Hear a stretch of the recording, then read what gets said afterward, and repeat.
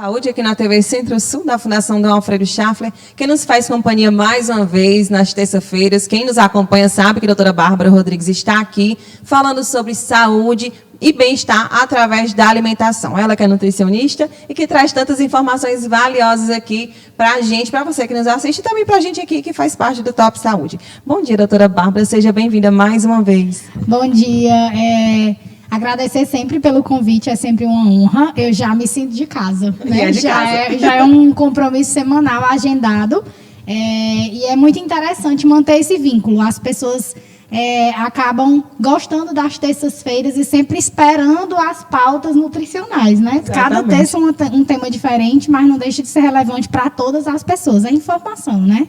Exatamente, as terças-feiras são esperadas, acho, por quem nos assiste também para a gente aqui, não é, produção? A gente espera. Doutora Bárbara, vamos falar, a gente falou por longas semanas, né, 3, 4 semanas, sobre alimentação na infância, né? Os bebês, começamos lá na amamentação e seguimos isso, a introdução alimentar.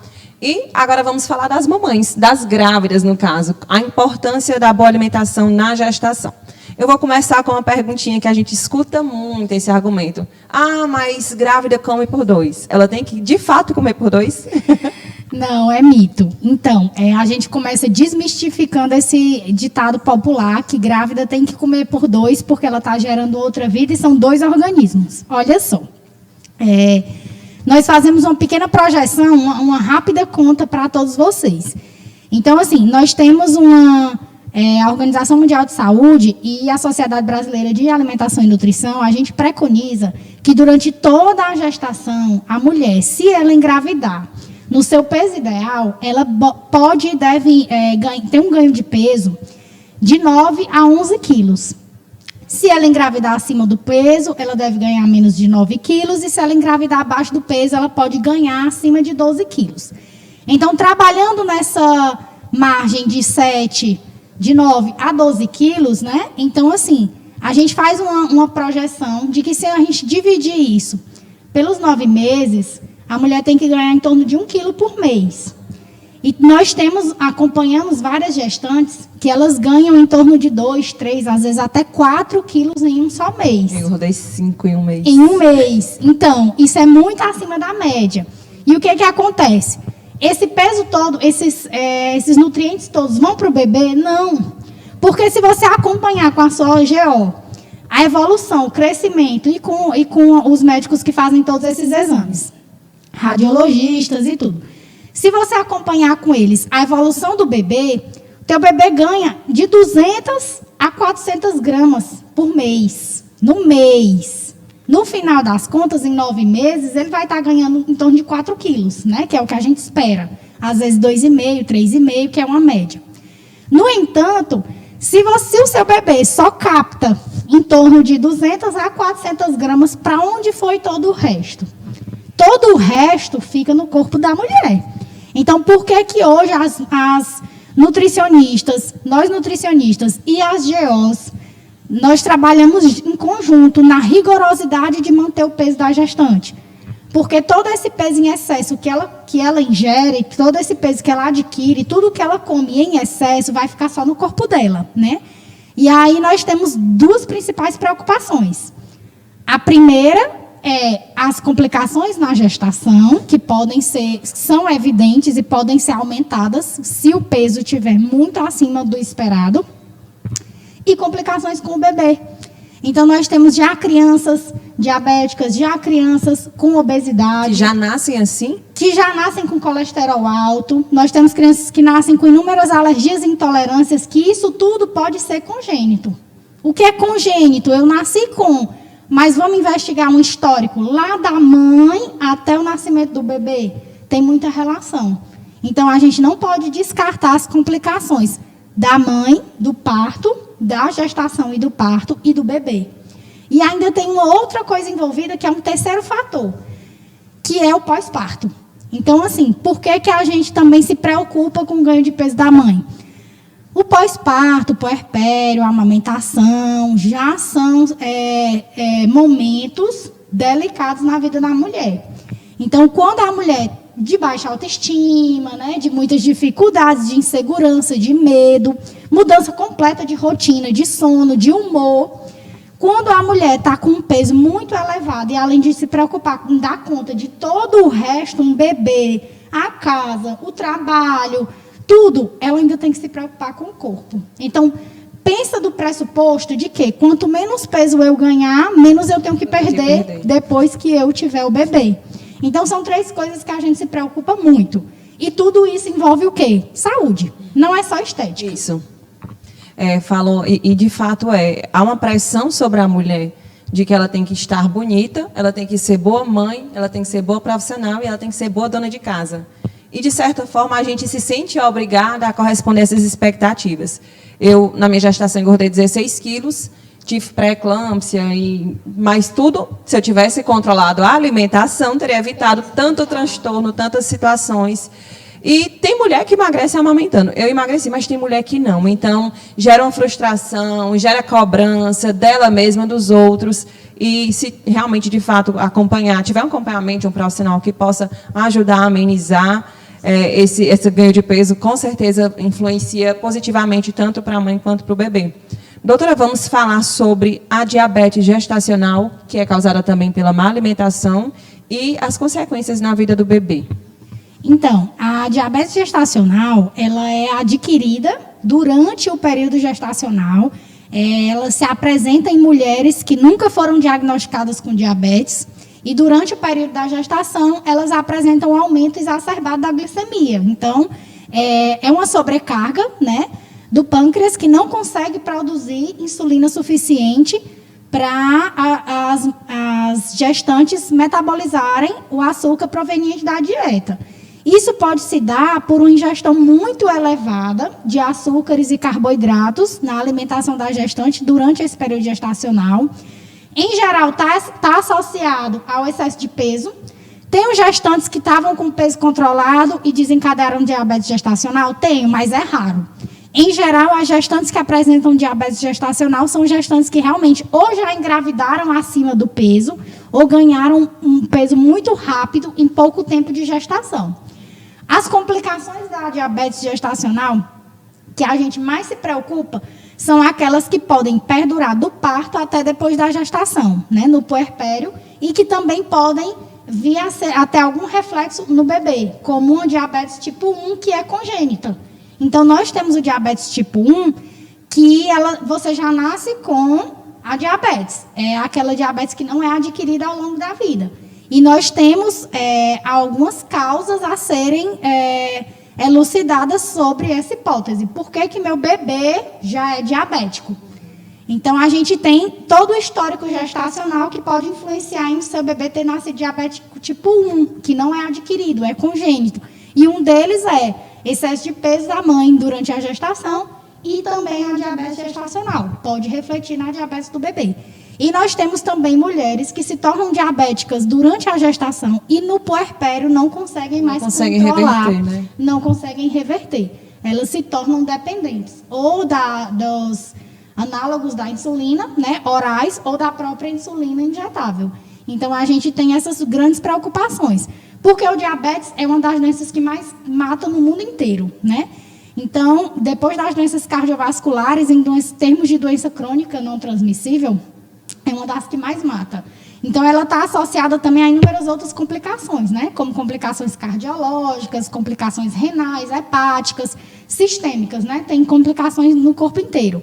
Em todos os sistemas, está tudo interligado.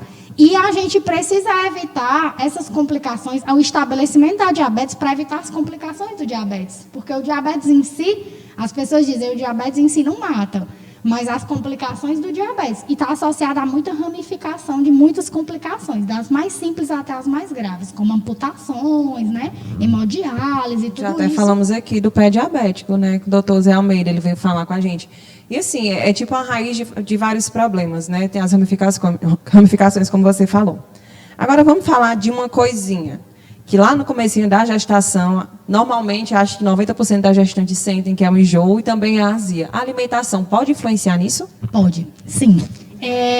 Sim, claro que tem alteração de produção de enzimas, alteração de pH gástrico próprio da mudança hormonal.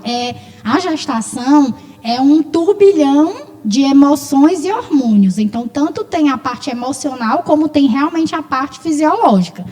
E nesse turbilhão de hormônios e de mudanças, vem a mudança do pH do estômago, que realmente pode ter influência. Então, pode ter aquele desconforto de refluxo, de queimação, de gases, de dores no estômago, além dos enjoos. Então, isso é comum, sim, mas a alimentação ela tem como amenizar ou piorar. O consumo de, por exemplo, refrigerante, fritura. Refrigerante, fritura, doces em excesso, porque é uma coisa, não sei se está nas perguntas, né? Não, não está não, pode falar. Então, as gestantes, por propriedades hormonais mesmo, as gestantes, elas desencadeiam um enorme desejo, um tesão por doce. A maior parte das gestantes. Eu senti isso. Elas sentem esse desejo muito grande. E elas acabam se dando o direito sempre de comer, porque é passageiro, é só na gestação. Em geral, eu não tenho essa vontade de comer doce. Só que isso é muito preocupante, porque além de problemas gastrointestinais, os açúcares eles podem te resultar em um diabetes gestacional. Tanto o excesso de açúcar como o excesso de carboidrato, que são massas em geral. Pão, arroz, macarrão, bolos, roscas, tudo isso pode te trazer um diabetes gestacional. Então, em vez de matar o seu desejo e pensar só na sua vontade, a gente tem que manter um certo equilíbrio e pensar na saúde. Nem sempre eu posso fazer o que eu quero, principalmente porque eu estou gestante, porque eu tenho que pensar em mim e no meu bebê. Não é uma responsabilidade única, é uma responsabilidade mútua, né? Então, as mães têm que assumir essa responsabilidade da alimentação por causa das consequências para ela e para os bebês. Então, a alimentação tem sim esse poder. Excesso de doce, excesso de refrigerante, excesso de frituras, tudo isso, excesso de produtos industrializados, ficar muitas horas sem comer ou comer o tempo todo, também pode dar aquele empachamento, aquele refluxo, aquela dificuldade de digestão. Então, a alimentação, sem dúvida, é uma das coisas mais importantes durante a gestação. Você falou uma coisa interessante sobre o doce. Eu nunca tinha associado. No terceiro trimestre, eu senti esse desejo absurdo por doce e era algo que não era comum. Nunca tive muita paixão por doce. E naquela época foi realmente uma coisa quase incontrolável. É muito comum, é hormonal, tá? Não é que você virou uma pessoa que eu não gostava de doce e agora eu estou desesperada por doce. É hormonal mesmo. Durante esse período é comum as mulheres sentirem mais necessidade, mais vontade de comer doce, tá?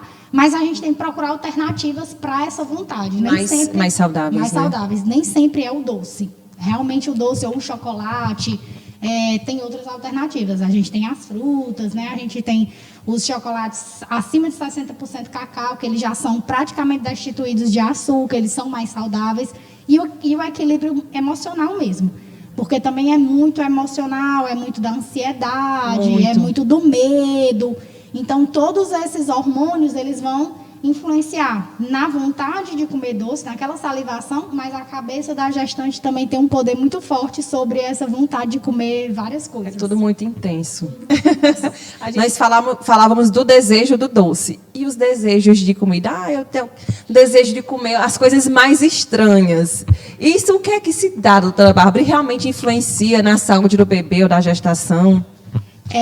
As grávidas, geralmente, elas têm esses desejos, né? Raríssimas grávidas dizem não sentir desejo de nada nessa gestação. É hormonal, né? Os hormônios, eles se afloram e as sensações e as vontades ficam mais intensas. E como elas já têm essa tradição e a impressão de que vai sentir desejos, elas ficam o tempo todo atentas a vontades de comer alguma coisa. Então, é uma vontade exacerbada, que numa pessoa não gestante poderia até ter alguma vontade do tipo, mas não é intensa. E na gestante tudo é mais intenso, né? E isso é um pouco psicológico também. Tem a vontade de comer, pode-se ter vontade de comer coisas reais. Mais vontade de comer madeira, vontade de comer barro, essas coisas bem estranhas, terra, né? Essas coisas estranhas, em geral, não é vontade mesmo, não é hormonal. São impressões, né, sensações que as grávidas criam e elas alimentam isso como desejos da gestação, né? E essas coisas aí são surreais. Elas não podem nem pensar em comer terra, barro e madeira durante a gestação. E às vezes você tem assiste um filme, tem um sonho, e aí você fica com a impressão de que tem vontade de comer aquilo, porque as coisas são bem exageradas na gestação, esses sentimentos são bem mais fortes do que nas pessoas não gestantes. Mas isso é um pouco do real com o irreal, né? Vontade de da comer. mente mesmo. Eu senti muita vontade de comer açaí, eu senti vontade de comer. Tem pessoas que nunca comeram acarajé, senti vontade de comer acarajé. Isso realmente pode ser uma vontade mais real, que é uma coisa que às vezes você nem conhece, mas ficou com desejo, com aquela vontade muito forte. Mas essas coisas que não existem é um pouco de criação mesmo. De misturar as comidas loucas. Eu tô com vontade de comer o sushi com sorvete. Essas coisas. São desejos surreais das grávidas, que eu não duvido que aconteçam, porém, algumas coisas são impossíveis de executar, né? Mas até dizem, se não comer vai perder o bebê, ou então vai... E isso com certeza não é possível, não é possível. Mito. É tudo mito, né? Assim, se não comer, o máximo que vai acontecer é ela ficar frustrada ou chateada, muito chateada, provavelmente com o marido ou pai da criança, que é quem é responsável por executar todos esses desejos loucos, né? Ela, no máximo, vai querer matar o pai da criança porque ele não conseguiu arrancar a folha do coqueiro que ela estava com vontade de comer, né? É verdade, tem isso também, porque, como eu falei, é tudo muito intenso. A questão hormonal é tudo ampliado. A raiva, a tristeza, a alegria, é tudo muito ampliado. A gestação, de fato, é um momento único. Doutora Bárbara, o consumo de leite e derivados, ele pode causar algum mal para a gestante ou para o bebê? Não, em geral, a gente não tem contraindicação de leite e derivados, a não ser que a gestante tenha particularidades que façam com que a gente recomende tirar o consumo, né? Se ela for intolerante à lactose, o bebê já tem uma predisposição maior a também ser alérgico ou intolerante. Se ela tiver colesterol alto, se ela tiver gastrite acentuada... algumas situações particulares a gente pode não recomendar o consumo de leite, mas no geral não há contraindicação, não há. Em relação à alimentação, a partir do momento que soube que está grávida, a mulher ela já tem que começar dali uma reeducação alimentar caso ela não tenha uma boa alimentação? Na verdade, as mulheres em geral elas devem se alimentar melhor, né? Porque principalmente mulheres em idade fértil que não podem não querer engravidar, mas sabem que existe a chance de engravidar. Porque a partir do momento que você descobre que está grávida, você já tem aí pelo menos 4 semanas que o bebê já está se formando. E nós temos grandes e decisivas formações nos primeiros dias e semanas da gestação. Então, nós temos formação de sistemas e órgãos no bebê que dependem muito de todo esse aporte de nutrientes, de vitaminas, de minerais, e eles ocorrem muito cedo.